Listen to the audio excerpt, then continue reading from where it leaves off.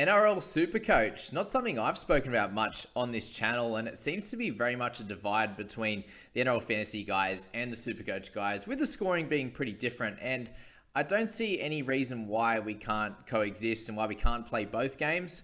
Obviously, there's a few differences, not just scoring-wise, but prizes, etc. in the Supercoach world. I know a lot of my guys here on my channel, being NRL Fantasy, do like to play Supercoach as well. And it's something that I've played every year, but given I make content for NRL Fantasy, it's not something I make a lot of content on or focus a lot of my time on. But this year, I'm looking to spend a little bit more time on Supercoach. I've been doing plenty of research over this off season, and I'd like to present my NRL Supercoach simple strategy that I think a lot of you guys can use, and especially the guys that follow my content, but also get a newer audience with the Supercoach guys. There's a lot of podcasters out there that talk NRL Supercoach, but not a lot that do videos. So I've seen those guys like Aman that are out there doing that, and Supercoach Whisperer with the Dual Position podcast. So I like to add to that content as well. So let me know if you guys are interested in that. So we'll talk about a couple of differences between NRL Fantasy and the Supercoach to start. And then from there, we will talk about my strategy for straight out Supercoach. So obviously, as I said, skewed a little bit more to attacking players. There are extra opportunities to score for these attacking guys, which I'll explain in a sec. And most of them are double what fantasy scoring output is, and the rest is pretty similar. So tries 8 to 17. So 8 in fantasy, 17 here in Supercoach. Try assists is more than double as well at 12. We've got line break assists at 8, which is double. And then there's an additional one, which we don't have in NRL Fantasy, and that's try contribution. So a lot of time there'll be two guys that get an assist. So there'll either be the guy that gets the 12 points for the assist, and one gets the contribution, which is really, really cool. So that's just an addition of points there. Really cool one that's not in NRL Fantasy, which I really like, is the kick and regather. So if you can kick it, the little chip and chase, for example, you can get an 8 if you can kick and get it to the winger. There's another 8 as well, I believe. Correct me if I'm wrong on that one. And then running, obviously, if you were to make 10-meter hit-ups every time, you are picking up 2 points for that, rather than just that 1 point that you get in NRL Fantasy. So very much skewed to attacking players, which is, in the past, is not something I've really liked, but it is just a different way of going about it. And the points are a little bit more up and down. There's definitely a lot more volatility, which I'll explain in a little bit. But let's jump in and talk about my type of strategy for NRL Supercoach. So number 2, there's the players who make a lot of runs. It's obviously going to lead to tackle breaks, it's going to lead to offloads, and it's going to lead to those above scoring opportunities. So anyone in the halves, the 5/8s, the fullbacks, they tend to dominate Supercoach. Obviously a fair few hookers as well. Damien Cooks, the Grants, these types of players can do great also. Number 3, the above 3 sections I feel carry the highest scoring players. So getting plenty of these guys in early is going to be extremely important because there's such a disparity in averages compared to NRL Fantasy. You see guys like Cleary and obviously Hines this year have absolutely killed it. Guys like Damien Cook in NRL Fantasy have 5 to 15 points difference on a lot of the guns in other positions. Whereas in Supercoach, we saw what Tommy Trbojevic averaged a few years ago, obviously before last, and that was absolutely incredible. And if you weren't captaining him week to week, you were absolutely getting smashed. So you can see with guys like Hines and stuff, absolutely killed it last year. You need them in your side. It's very, very interesting. So move to the next section. So the hookers, the halves, the 5/8, and the wing fullback, they will only carry 2 positions. So I think it's a really big mistake if you get these wrong. What I mean by that is if you were to have a guy that was pretty good, close to a gun, let's say you have Nicho Hines in that half position, and then your second half is a cheapie that doesn't go so well. If Hines happens to miss 1 week, you have no one to play in that position. And given it being such an important position, you miss out on that 80 points that he gets, 100 points, whatever it is that week, and you have someone that's in there getting 30 or 40, that's a massive loss. And a lot of the time that really good player in the halves or the wing fullback is going to be your captain as well. So what we see here is it's really important to have 2 good scorers in each of these positions. You have the centers, the wing fullbacks, the centers section there, centers and wingers, I should say, that has 7. So if you have an injury or 2, a suspension, a guy not playing, it's completely fine because you can bring someone in that's going to score similar. But in those 4 are the super important positions. So I think you're either going to need 2 guns or 1 gun and a really good cheapie, or a midi scorer that's going to score solidly for you. Maybe it's a 50-55 for that midi there as well. So yeah, so the injuries and suspensions could really derail you and cause you to trade, which can be a main issue here, just to have that one decent scorer week to week, or you are going to fall behind. Add the buy per week into the scenario, and it could be an absolute mess if you stuff it all up. So plenty to think about in that section there. Number 5, we've got 3. I'm going to suggest here 3 players max per team. With one buy happening each round, you really don't want to get caught with too many players from that one team. Otherwise, you are going to have to make trades, especially if you've got 3 guns. Let's think of the Storm, for example. If you are going Grant, Munster, and you went one of their gun forwards, whether it's Walsh or you go for Hughes or something like that, it creates some issues. It could be Roosters this year with Sammy Walker, Teddy, and Manu. Those types of players. If you have more than that amount, you just leaving too many points on the sideline on a week-to-week basis, and you really don't want to trade any of those guys out. So it's a massive issue, I think, this year, which makes it really interesting, obviously, as well, is one team having a bye each and every week. So have a look at that bye schedule and see which of those guns from the teams that you're looking to bring in, 2, 3, 4 players from a certain team.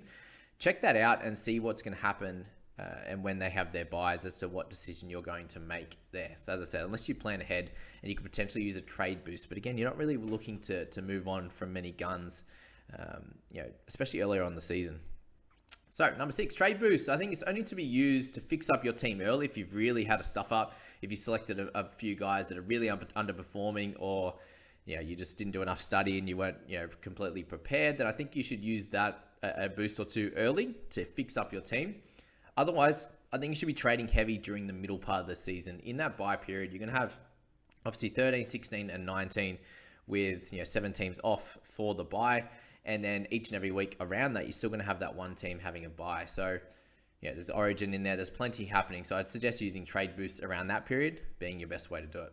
Number 7, given the volatility of Supercoach, I think jumping on players who are starting a streak early is going to be key. So if you can jump on a guy a week early, or you sense the guy's just coming into his own, or he's been thrusted into a position of power, whether it be halfback, whether it's a centre or a winger who ends up moving back to fullback, like a Ruben Garrick, if Tommy Trbojevic injured, please don't be injured.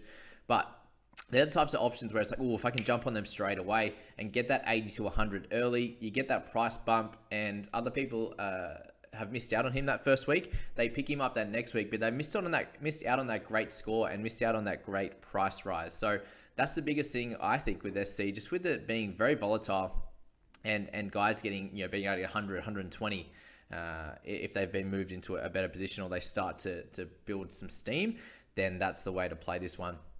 Think about this one. If your mid-range pick is struggling, I'd suggest moving on quick, as the scoring difference can be super crazy. If they're getting like a 30 to 40 and another mid-range pick or a good cash cow is getting 70 to 100 with a bunch of tries each and every week, you're absolutely missing out. So I think you've got to move a little bit quicker with a bunch of these sort of middle guys or guys you're not sure on. Guns, obviously, I'd be holding off on trading them straight away if they underperform for 1 week or 2, which I'll speak about in a second.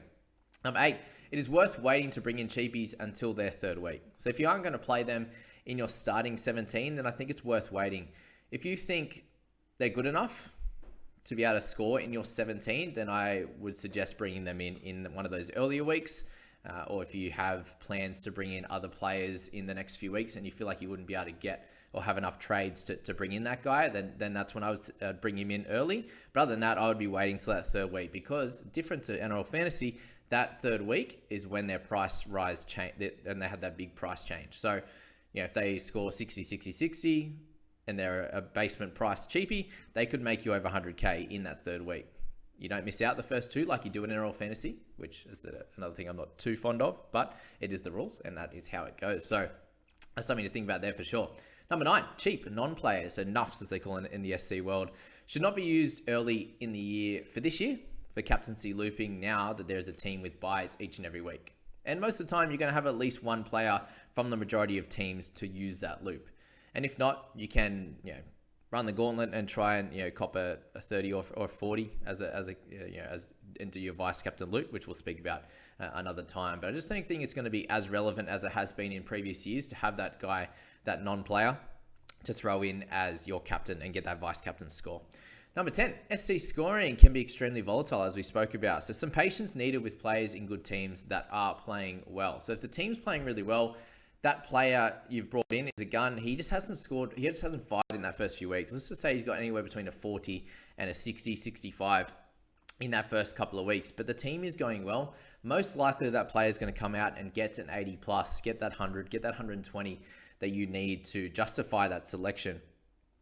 What a lot of people will do is actually move on from that player after the first 2 weeks. They chase those points from another team there, which I've said there, and you end up with egg on your face because you've chased points. So they follow that guy that scored a couple of tries in the first few games, and then they have that lighter week. They get the 40 odd, and the person they've traded out finally goes well and gets that 120. Because they're in that good team, just trust the process with that. Most of the time, they will end up playing really well and getting the points that they need and that you want out of them.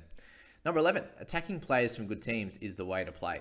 Decent players in an average team can play well, but will struggle in SC if the team isn't scoring or giving the player opportunity. So I think that's a really important one, especially in those outside backs. You could have guys that, with the attacking points, as we spoke about, the tries, the try assists, the line breaks there, being so high, you can score 1 try a game and score really, really well. You can score a 50 plus and make good coin, where it doesn't happen that way as much in NRL fantasy. So if you're a winger, a center in a really good team, you're going to get more opportunities than someone being probably a slightly better player than you, but in a worse team that aren't going to be scoring a lot of points. They're not going to be putting on 20 to 30 points as a team each and every week, whereas that other team will. So I think that's really important to think about with that type of player. So attacking players from those good teams is the way to play.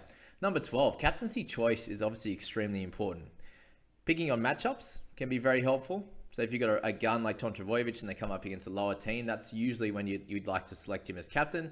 There was that a couple of years ago where you were basically selecting him every week, but that can be the same with Nicho Hynes as well, for example, or Nathan Cleary, where you pick them. They're going to go pretty well regardless, but they can have those absolutely massive games, those 2 try, 3 try assist effort, those 4 try assist efforts, lots of offloads, plenty of line break assists and stuff like that against those lesser teams. So being aware of, picking a guy also is going to be extremely important. For those that are very volatile, they could get, if they could get 120 and then the next week they get 20, it's probably worth avoiding that type of player as captain unless you think they've got a real perfect matchup. Because it could derail your season if you do end up captaining a guy that gets 20. We've all seen in the past, a lot of people would captain guys like Anthony Milford, who was that type of player. He'd get 120 or he'd get like 10. So those guys that captained him early seem to struggle for the rest of the year. You could probably get away with one of them, but if it happens a couple of times, which it did with Milford, even when he was playing super well, he probably happened less often. But anyway, that's very, very important to pick someone that probably has somewhere about a 40 floor and has a ceiling that's obviously in the hundreds as well. So there's a bunch of those guys. You think of guys like Nicho Hynes and Cleary and Tedesco and these types of guys that even if they have a poor game, Teddy would still make 15 to 20 runs, still get a bunch of tackle breaks. He might have a few errors and bits and pieces, but he'll still get somewhere around that 40 mark. And then if he does score a try, set up 1 or 2 or 3, he could get in the hundreds there as well. So the last one there, just obviously the vice captain always should be picked to play in the first game or 2 in case they go nuts, so you can loop in. With vice captains and captains in SC, very easy for someone to come out, score a few tries, a couple of try assists, whatever it is, and score 120 plus. Anything above that, you'd be looking to try and get that points, because if you double that 240 and your captain comes out and gets 70, you're obviously that's 50 points that you're missing out on there. So if you can have your vice captain play in that first one, it's going to be much easier for you to be able to do that loop, which again we'll speak about. I'm sure a lot of you guys will know about this, but this is going to be a lot for the newer guys to Supercoach. Those that know a little bit but may not know plenty. It could be for the new guys that are coming into Supercoach. So welcome to you guys, and also my NRL fantasy guys. This is a great way to learn how to play Supercoach. I think we can coexist. I think we can both play this game and do really well. So lastly, good luck to you all, and I hope you have a great preseason and good luck picking your round 1 teams.